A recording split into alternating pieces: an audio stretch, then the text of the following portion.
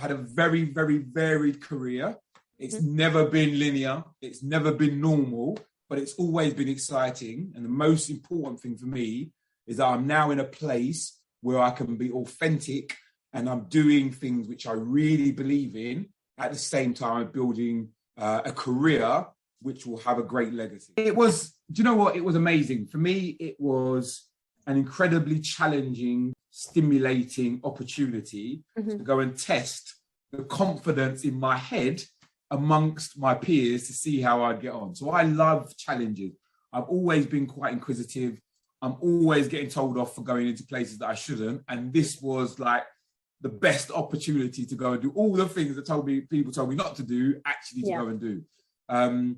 So I think coming from East London, I had this perception that I might have what is now termed the imposter syndrome, where I was worried that I wouldn't be able to perform against other individuals who had gone to better universities, had better careers, had better resources, lived in better houses than I did, right? But all of that was irrelevant. The beauty of The Apprentice for me was that it created this level playing field where it didn't matter about your race, your ethnicity, it didn't matter about your gender, it didn't matter about your qualifications, it didn't matter about how much money you had in your bank account.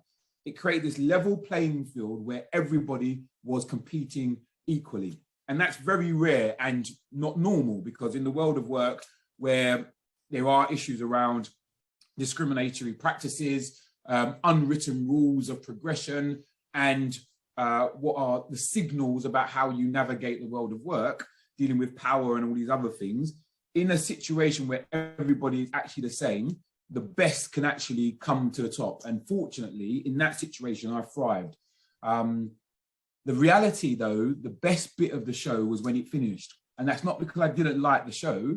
It's actually because I actually got to work with Lord Sugar himself. Working with a mentor like him was absolutely unbelievable. And I don't have to be sycophantic. I'm not on the payroll.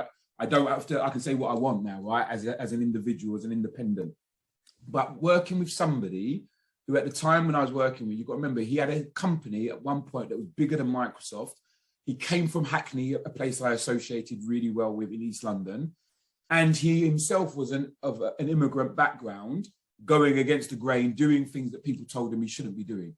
So working for someone like that was just mind-blowing around what possibilities that were there, as well as removing any excuses about what I couldn't do.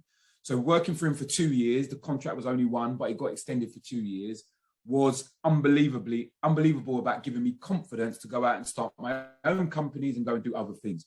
So although I'm not advocating for everybody to want to be a television star, because there are many, many other ways that sort your future and everyone else will go and help you to navigate, no matter what you want to do. And there's much better careers sometimes behind the camera, whether you want to be a cameraman, sound technician, a director, a producer, all these other things. But actually, for me, the opportunity to work with an individual who would share the knowledge and secrets of his experience with me was the best thing that I took out of it. And it was transformational. That was the life-changing event, not going on television, because now it's come full circle. And by that, I mean 15, maybe 16 years ago, I was told I was the winner of The Apprentice. Yeah. But now, having done all the things that I've done, gone off, started businesses, closed business, failed at business, succeeded at business, got new jobs, started new business areas, I'm now going to be on the advisory panel sitting next to Lord Sugar as he picks candidates. So having gone from sitting on that side of the table, I'm now sitting next to him, about to judge the next candidates. Yeah. And that's interesting for a number of reasons, because in addition to being a pupil and now being chair of governors of the same school I went to, of being the apprentice and now being the advisor, you've just got to remember with your careers, where you start is going to give you all the bits that you need along a journey to eventually get you to the position where you want to get to. And you might not even be able to see where that is. I could never have imagined that I'd start my own business. I could never have imagined that we would have helped 700 kids start their own companies. I could never have imagined that I would be the chair of the same school that excluded me. I could never have imagined that after being on The Apprentice 16 years later, I'd be sitting next to Lord Sugar advising him on who he should pick for the next one. You just never know what's going to happen, but just have the belief in the outputs will come if you put in the work at the beginning. Pick wisely, be open to lots of stuff, use as many different experiences, because you never know where they will all add up to in terms of what they will lead out at the other end. I want people to really get rid of this feeling that the only way that you can be really, really successful is to start your own company. There are different ways that you can be successful, and there's no right or wrong way. There's only the way that's right for you. It's like a fingerprint. It's individual and bespoke for you, okay? But if you are going to go down the entrepreneur route, what I'd say is this: know your onions. By that, I mean, do something or get involved in something that you know intimately, because that's not just about being authentic. It's about overcoming the challenges of a business are hard enough without having to learn something brand new. So I could look and say, I want to be an artist. I want to start a gallery. I love pictures and paintings, right? I want to start a gallery. I have no experience of running a gallery. I'm not an artist. I'm not creative in any way, shape or form. I'd probably fail because the learning of the process of how to run a gallery, how it works, how it makes money would take all of my time. However, if I'd worked in a gallery and built up the knowledge and skills and then wanted to start my own, then I've got a better starting point than somebody else who just has a dream. So really focus on something that you know intimately, something that you understand, something that you've put the effort in. So I usually encourage people who want to be entrepreneurs, go and work for somebody else. Go and learn the processes and systems of another business and see how you can make it better. Because actually, that's the great thing about being an entrepreneur. You solve a problem that helps you to generate money from the value of solving that problem. So go and learn, go and be open to lots of different things and lots of different experience, particularly if you want to be an entrepreneur. But know your onions, understand the problem you're solving, and follow the money. You're not a charity, you're a business. Follow the money. How are you going to make money? How are you going to stand in front of or between the cash flows to make sure that you get some money for the problem that you are solving? That's entrepreneurs. For business people want to work within a corporate, what I'd say is find an environment that is reflective of the person that you want to be. In work, you're going to spend probably more time at work, probably now at your houses because of the pandemic and everything, but there's a lot of time going to be spent at work.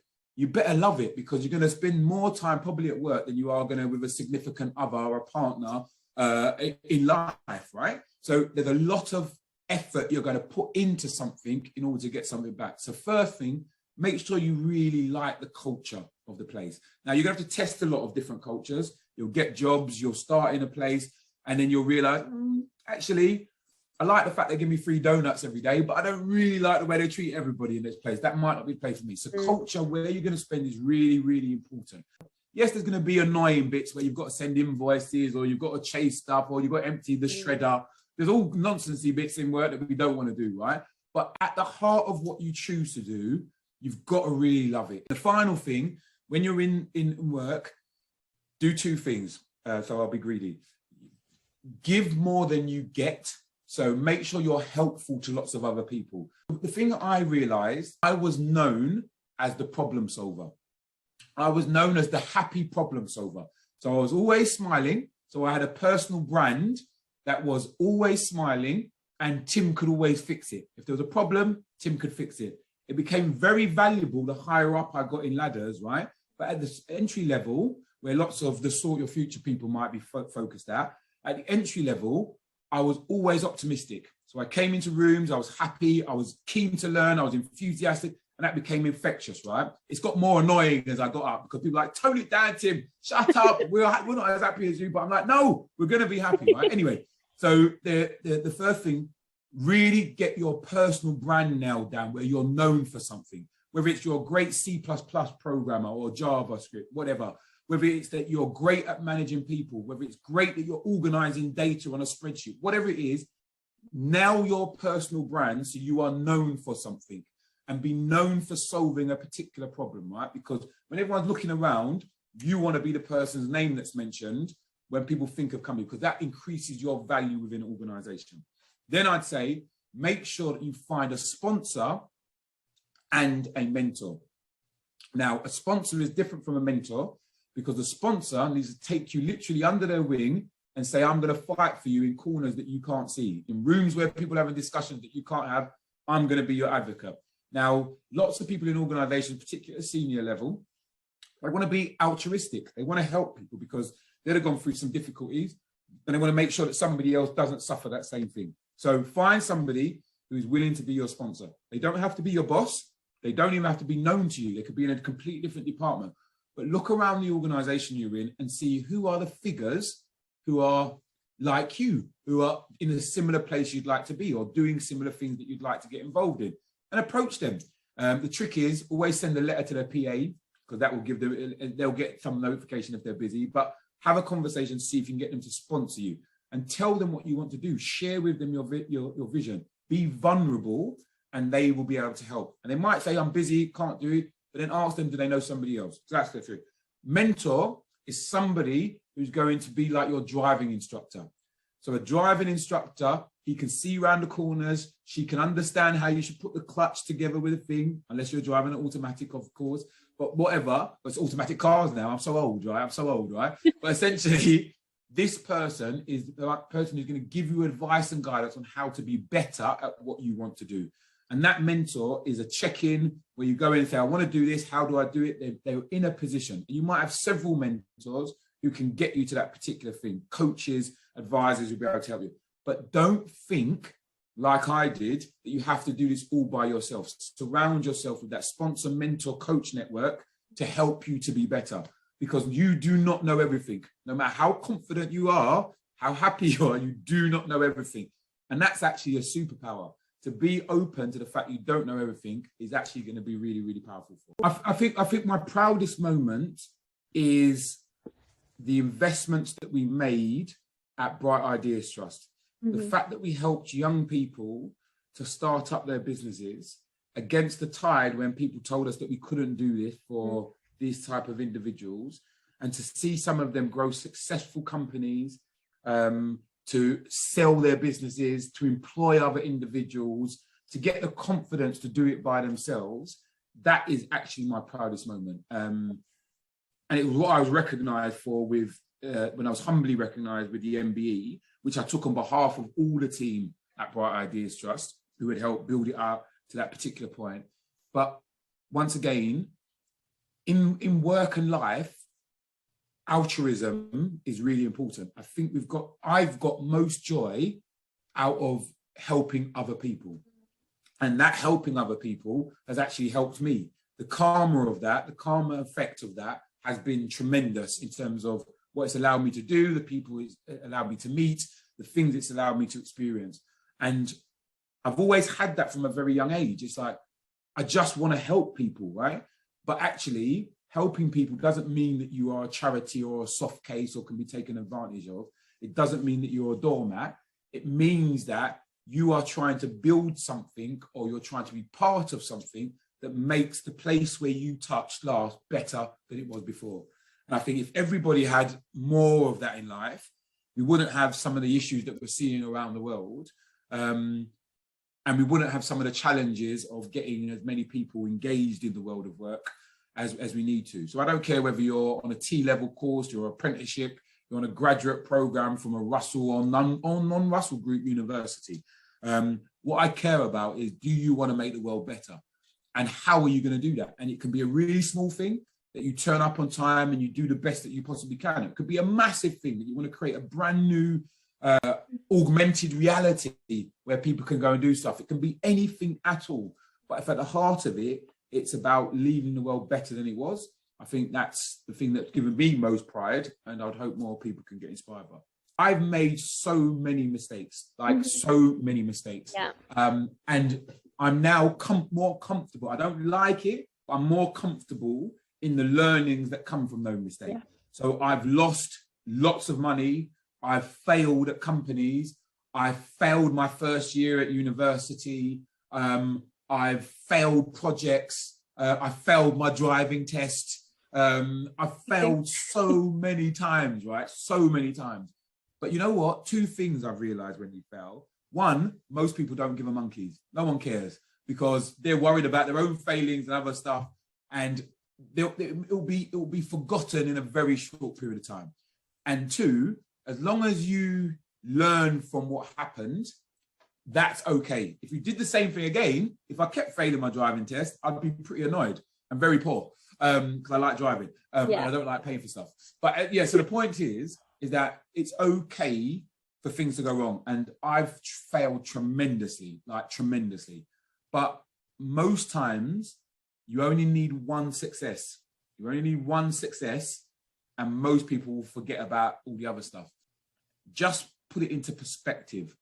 Just put things into perspective in that there is, as cliche as this is going to sound, but there is somebody somewhere in the world who is desperate to be where you are like right now. Having traveled a lot around the world and seen some very interesting things, abject poverty, discrimination on scales that you couldn't even imagine, deprivation, like big time.